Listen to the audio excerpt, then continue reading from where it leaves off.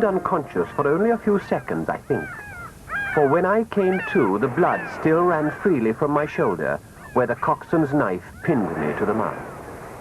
The pain was like that of a hot iron burning into my flesh. My body ran with perspiration and warm blood, and I was desperate to remove that knife before I passed out once more. So holding the mast as best I could with my right hand, I grasped the knife with my left, then wrenched it out.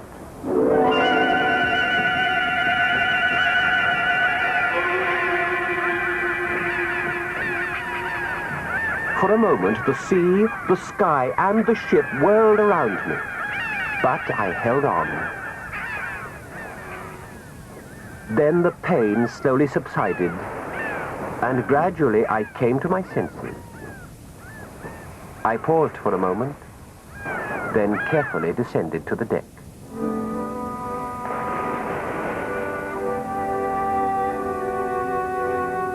It was many hours later, and long after sunset, that I journeyed wearily down the island to rejoin my comrades at the stockade. I thanked God for a clear night and a full moon, for the hills stood tall and clear and acted as my guide.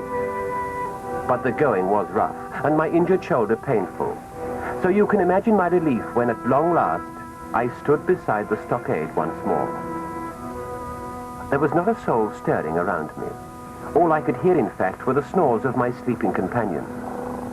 So, unchallenged, I climbed the fence and made my way to the blockhouse, thinking that so tired were our party that even the sentry was asleep. At the entrance to the blockhouse, I stretched my arms before me, then walked slowly into the room. Perhaps I should just lie down, I thought, and enjoy their faces when they found me in the morning.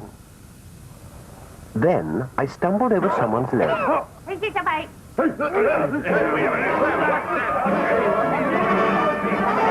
There was absolute chaos for a moment, a whirling confusion of shouts, grunts, and figures colliding in the darkness. Then I looked towards the door, and there, framed against the moonlight, was a familiar figure.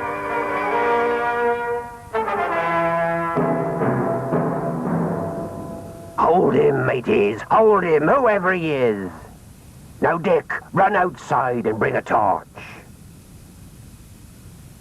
Thus was I captured by Long John Silver and his companions, who now, by the light of a blazing torch, gathered round to examine their prisoner. Jim Hawkins, eh? Put a knife in him here now, I say, that's best. No, let him have till morning, then we'll string him up and leave his body for the squire to find.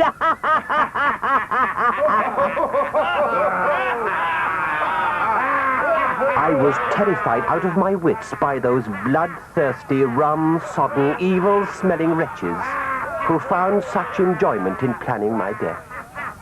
And I wondered what dreadful fate had befallen my comrade. Serve him right, he'll die like a dog with a rope around his neck. Quiet, you swabs, and an end to it, I say.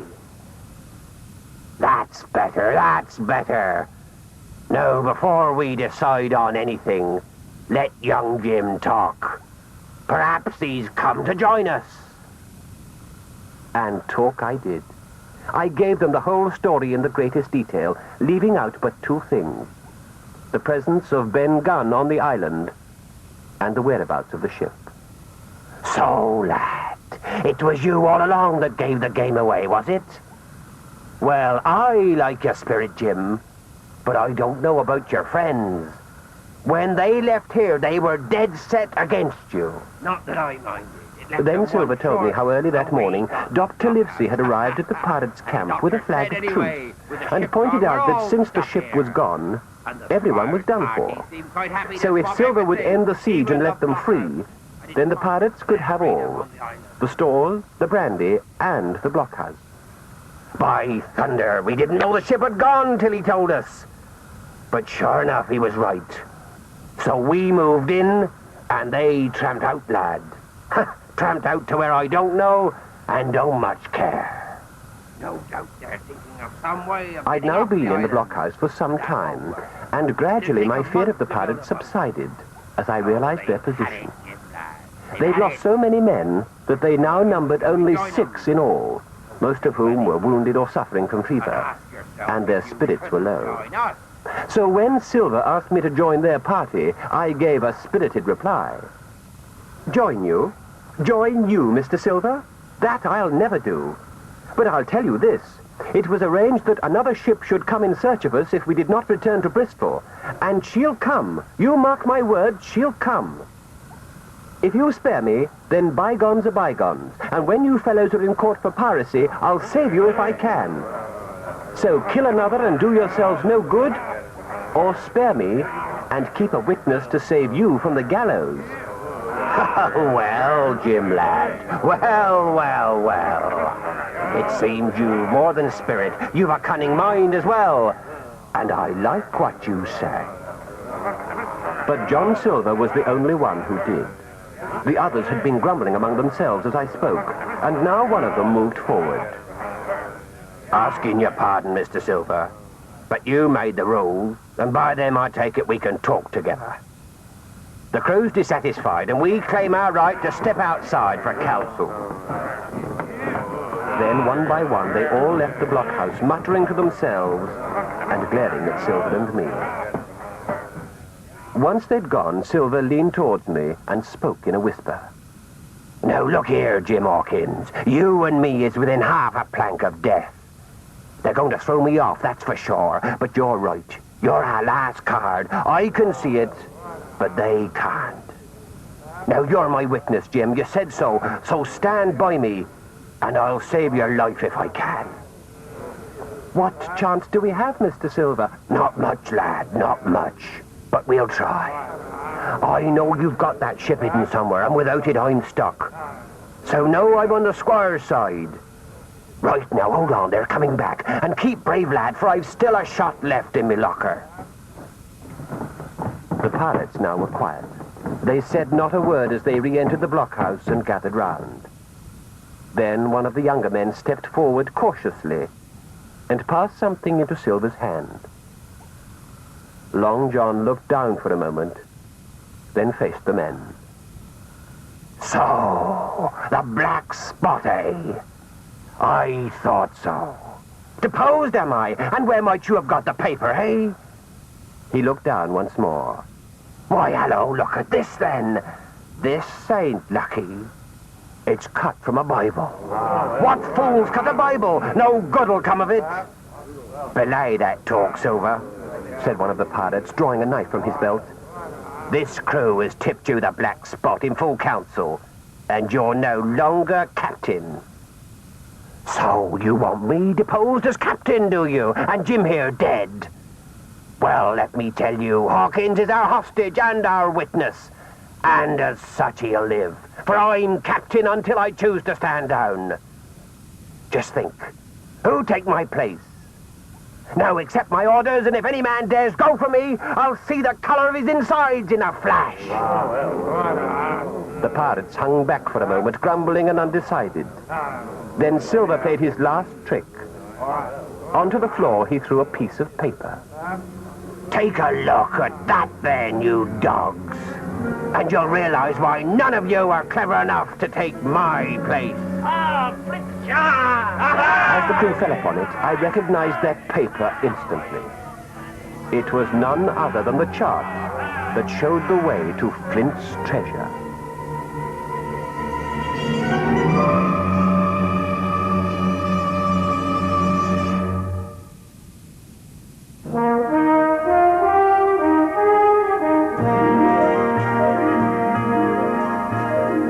It was early the following morning that Silver displayed his cunning once more. For to my great delight, Dr. Livesey arrived to treat the wounded pirates. And afterwards we were allowed to talk, briefly, through the stockade.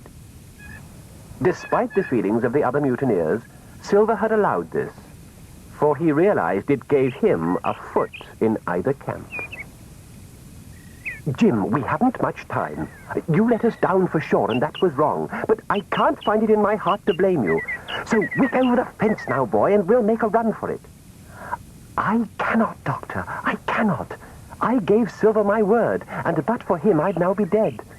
But if they should torture me, I might let slip news of the ship. So get to North Inlet. The ship, boy, the ship. So it was you. Oh, well done, Jim, well done. But then Silver joined us at the stockade and indicated that our talk must end. And no wonder, for the men at the blockhouse all stood close to their muskets, thinking, no doubt, that any minute we might all try and run for it. I hope the boy has told you, Doctor, how I saved his neck. For we're both in trouble now from those swabs. He told me, Mr. Silver. He told me. So let me tell you something. When you go for the treasure, keep the boy close to you at all times and look out for trouble when you get there. Do that, and you'll have another witness in court. You talk in riddles, Dr. Livesey, in riddles. But I'll do as you say. Good, replied the doctor. And with that he set off at a brisk pace through the trees. Jim, said Silver, turning to me. I know the doctor was telling you to run for it, and I seen you say no, as plain as hearing it. So that's one to you. No, we must stick together, and we might just save our lives. It was towards midday, and under a blazing sun, that we climbed slowly above the anchorage. The pirates were heavily armed and weighed down with picks and shovels, food and water. As for Silver, he was keeping his word with the doctor, for he kept me close to him, tied by a rope, the end of which he held between his powerful teeth. And for all the world, I was led like a dancing bear. Throughout that long climb, Silver constantly referred to the chart, carefully checking the references and bearings of the treasure. It tells of a tall tree on the spyglass shoulder. That's our mark. The question is, mateys, which one? Which one, to be sure? For ahead of us, many different trees rose 40 or 50 feet above their neighbors. We'd have to trust to the compass. The pirates were now ahead of us and well spread out among the trees searching for any pointer, when one man upon the farthest left began to cry aloud as if in horror. And no wonder, for the sight that met our eyes struck a chill in every heart. A human skeleton lay on the ground before us, at the foot of a large pine. Its bones were tangled with creepers, and here and there were the last remnants of clothing. The man lay perfectly straight, his feet pointing in one direction, his hands raised above his head, pointing directly in the opposite. Well, mateys, I don't know who he was, but what sort of a way is that for bones to lie?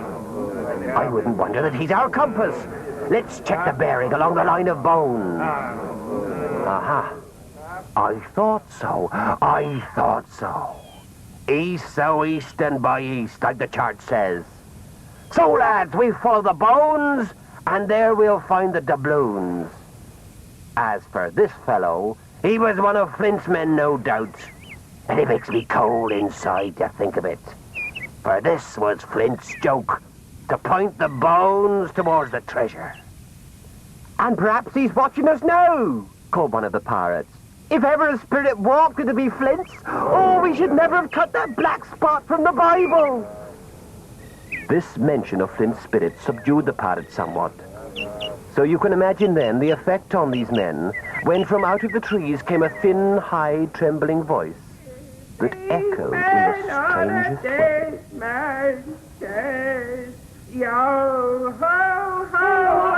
I have never seen men more dreadfully affected than those mutineers. The colour drained from their faces. Some leapt to their feet, some clawed hold of others. One lay grovelling on the ground. Stop it, you fools! Stand by to go about! Flint, you say? That's never him. That's someone skylarking, someone that's flesh and blood. You're right, Silver, called one of the men. You're right, and by heaven, I think I know that voice. Yes, it must be. It's Ben Gunn. But how can it be? I don't know, returned Silver. But it doesn't matter anyway. Dead or alive, nobody minds Ben Gunn.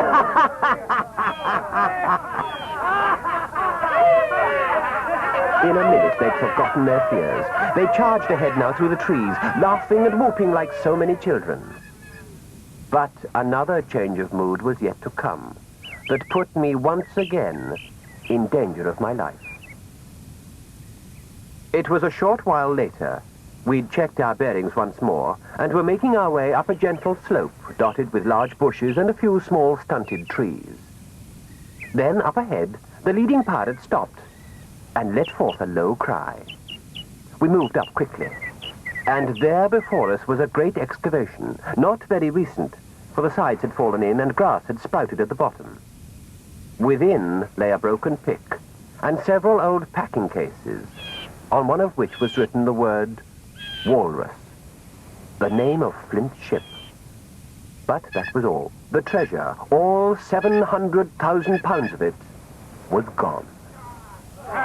With oaths and cries, the pirates leapt into the pit, groveling on their hands and knees and scraping at the earth with their bare hands in an effort to find some remnant of the treasure, some clue as to its whereabouts. They found not a thing. One man alone kept his head, John Silver. He cut the rope that bound me and passed me a double-barreled pistol. Take that, Jim, and look out for trouble. And this action was just in time. The pirates now stood glowering before us on the other side of the great pit, their pistols and knives at the ready. So, Silver, you tricked us after all. All this way for treasure that's not even here. You and the boy hatched it up, did you? Well, your time has come at last. Silver never moved. He watched them as cool as I ever saw him. He was brave and no mistake. Right, boys. There's just the two of them, and one a boy, so...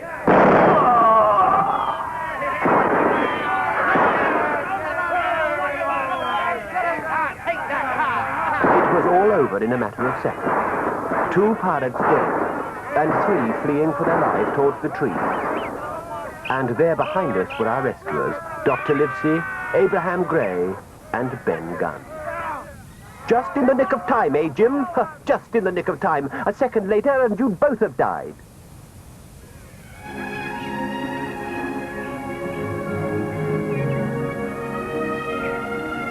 It was a long haul that evening along the east coast of the island, heading for Ben Gunn's cave. But at least it gave me a chance to catch up on past events.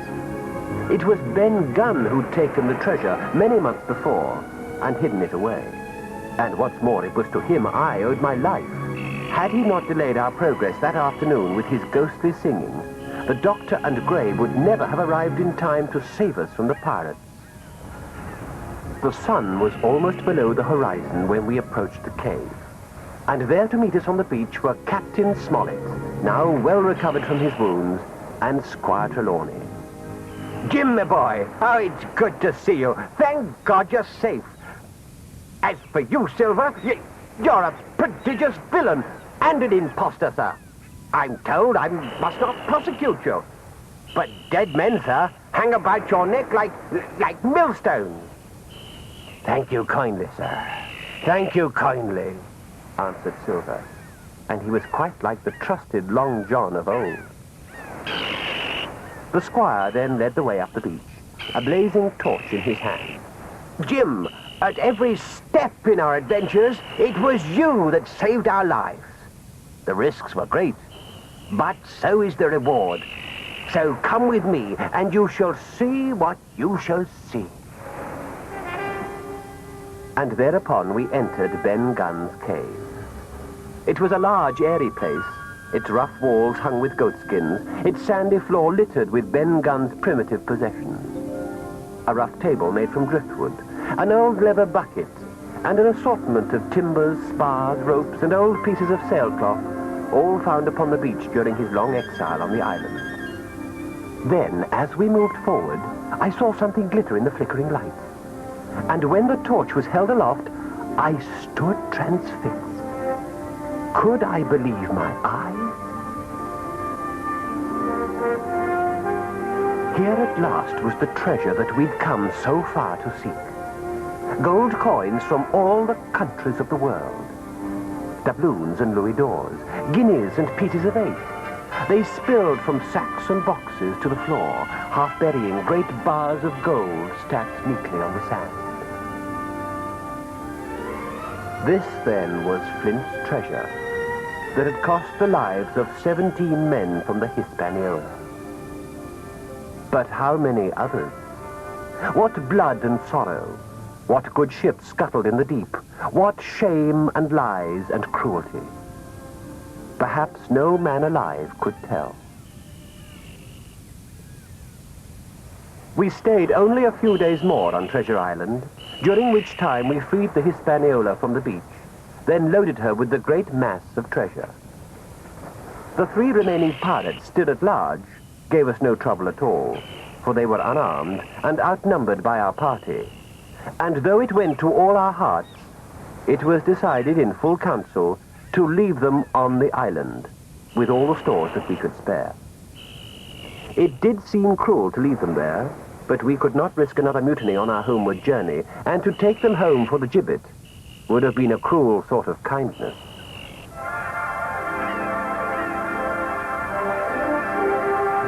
And so it was one bright and sunny morning that we weighed anchor and sailed at last from Treasure Island.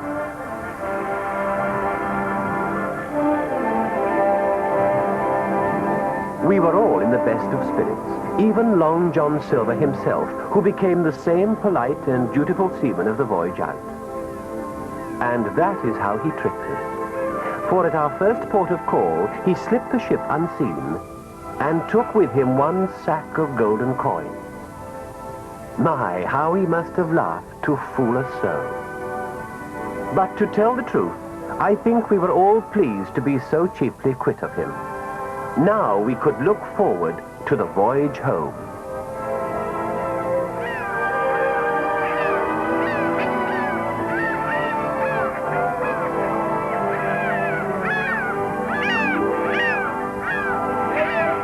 That, then, is my account of our adventures, which took place so many years ago. All of us had ample share of the treasure and used it wisely, bar Ben Gunn, who spent his fortune in a month and is now a humble lodgekeeper and, I'm told, a great storyteller. As for Treasure Island, we know Flint buried other treasure there, and there it can lie, for nothing would take me back to that accursed place which claimed so many lives.